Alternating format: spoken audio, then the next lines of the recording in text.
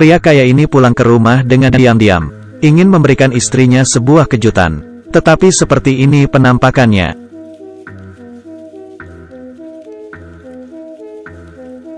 Seorang pianis tunanetra membunyikan bel pintu rumah pria kaya itu.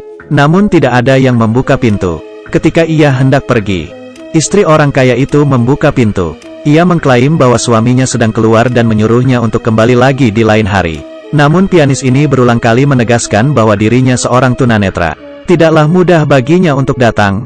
Pembicaraan mereka menarik perhatian tetangga. Dengan terpaksa, wanita membiarkan pianis masuk ke dalam rumah. Kemudian wanita bertanya kepada pianis bahwa ia buta total atau setengah buta. Pianis menjawab bahwa dirinya buta total. Ketika ia berumur 14 tahun, kepalanya terhantam bola kriket. Ia terpaksa memotong saraf optiknya demi keselamatan nyawanya. Dan ia kehilangan penglihatannya. Kemudian, wanita ini menelpon suaminya di depan sang pianis, menanyakan tentang pertunjukan piano. Setelah mendapat konfirmasi, pianis mulai memainkan piano dengan mahir. Setelah selesai, ia melihat sepasang kaki tergeletak di ruang tamu dan berlumuran darah. Pianis ini terkejut melihatnya. Ternyata ia bukan seorang tunanetra. Ia memakai kontak lens dan berpura-pura buta. Pianis berpura-pura tenang. Ia meminta izin untuk ke toilet. Wanita ini mengarahkannya. Kini ia melihat lebih jelas. Yang tergeletak di lantai adalah kliennya. Tak diragukan lagi, pasti wanita ini yang telah membunuhnya. Pianis sampai di toilet lalu mengunci pintu. Ia perlahan membuka tali pinggangnya. Ia terlihat sama sekali tidak takut. Kenapa ia masih berpura-pura? Karena ia melihat seorang pria berdiri di belakang pintu, menatapinya dengan tajam sambil memegang pistol. Pianis menebak bahwa pria ini adalah selingkuhan wanita. Mereka yang telah membunuh pria kaya itu. Demi bertahan hidup, ia hanya bisa terus berpura-pura buta. Seolah-olah ia tidak tahu apa-apa, dan berjalan kembali ke hadapan piano, memainkan pianonya seperti biasa. Hal menakutkan adalah selama pertunjukan, ia melihat mereka sibuk membersihkan TKP. Selingkuhannya berpura-pura menjadi suami yang baru pulang, lalu perlu pergi lagi demi urusan bisnis. Mereka menyembunyikan mayat ke dalam koper dan membawanya pergi. Setelah 1 jam berlalu, akhirnya sang pianis ini berhasil keluar dari rumah itu. Ia duduk sambil melamun di pinggir jalan. Lalu ia membeli sebuah lotre dari seorang ibu yang memiliki tato dewa di lengannya. Lalu ia pergi ke kantor polisi untuk melapor. Namun ketika dia akan berbicara, ia tidak sengaja melihat inspektur polisi ternyata adalah pria tadi. Ucapannya tiba-tiba terhenti. Ia tahu bahwa jika pria itu mengetahuinya, ia pasti akan kehilangan nyawa. Lalu ia beralasan bahwa kucingnya hilang. Inspektur pun langsung mengenali pianis itu dan mengikutinya sampai rumah, ingin memastikan bahwa apakah ia benar-benar buta. Dan inspektur menemukan sebuah koran di rumahnya. Ketika ia hampir ketahuan, ia beralasan bahwa koran itu untuk membersihkan kotoran kucing. Ia bergegas menyembunyikan kotak softlensnya. Setelah ia dites beberapa kali, inspektur baru pergi meninggalkan rumahnya. Ketika pria ini berada di toilet, ia menemukan sebuah jam tangan berharga.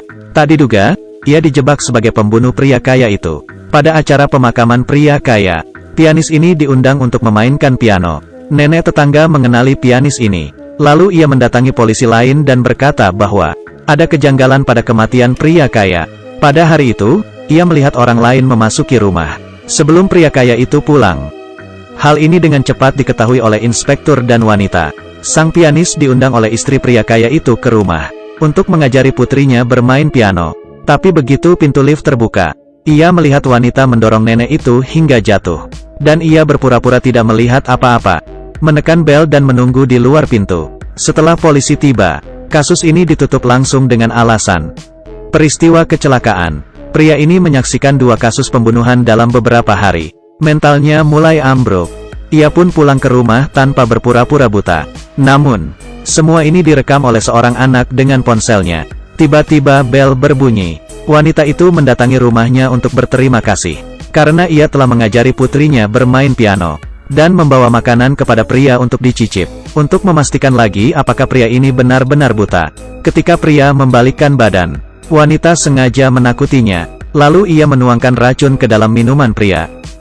Jika diminum ia akan mati, jika tidak diminum maka ia akan ketahuan. Demi bertahan hidup, pria sengaja menjatuhkan minumannya. Wanita langsung mengeluarkan pistol dan membidiknya. Pria mengangkat tangannya secara refleks. Kali ini pria ketahuan.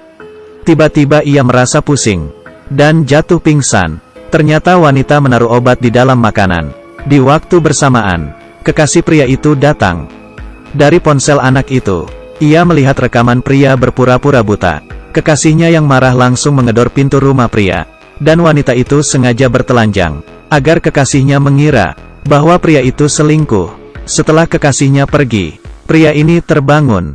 Tetapi matanya telah dibutakan oleh wanita itu. Malam harinya, inspektur yang masih khawatir mendatangi rumah pria, hendak membunuhnya. Namun pria berhasil melarikan diri. Ia berlari di jalanan dengan panik, lalu menabrak tiang listrik dan pingsan. Inspektur mengira pria telah berhasil lolos. Tak disangka, tiang listrik itu malah menyelamatkan pria. Pria diselamatkan oleh ibu penjual lotre, lalu membawanya ke dokter untuk mengobati matanya.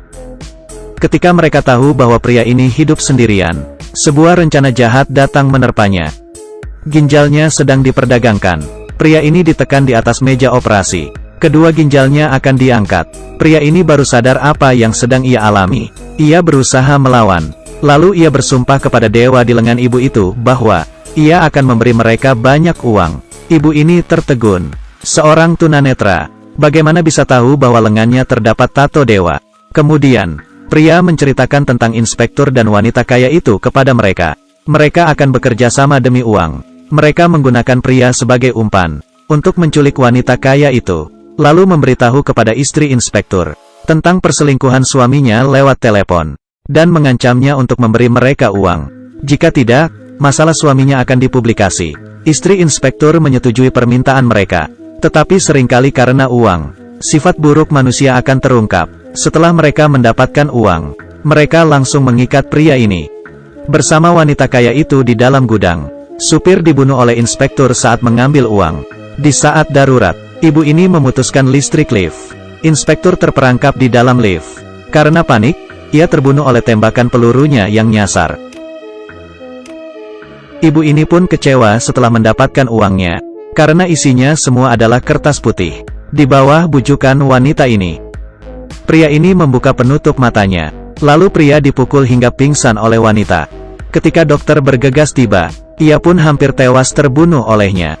Di saat darurat, pria ini menyelamatkan sang dokter. Karena tidak mendapatkan uang, ia memutuskan untuk memperdagangkan organ wanita itu ke luar negeri, dan memberikan korneanya kepada pria ini. Di tengah perjalanan, terdengar suara dari bagasi mobil. Dokter berhenti untuk menyuntikkan obat bius kepada wanita itu. Lalu mereka melanjutkan perjalanan. Tetapi kini yang duduk di samping pria adalah sang wanita. Betul. Dokter itu telah tewas dibunuh olehnya. Lalu ia mengusir pria dari mobil. Dikira bahwa ia akan membiarkan pria ini pergi. Wanita ini malah menginjak pedal gas dan melaju ke arah pria. Ada seekor kelinci di pinggir lain. Saat pemburu menembak, kelinci itu menabrak mobil. Terjadilah kecelakaan. Terakhir, hanya pria ini yang bertahan hidup. 2 tahun kemudian, pria ini menjadi seorang pianis di sebuah kota tak dikenal.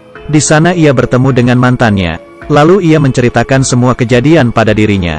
Lihat dengan cermat, pria menyingkirkan kaleng di jalanan dengan tongkatnya. Ia berpura-pura buta. Dengan kata lain, ia berbohong. Ketika perjalanannya, mengantarkan wanita itu ke luar negeri bersama dokter. Di tengah perjalanan, ia telah mendapatkan transplantasi kornea.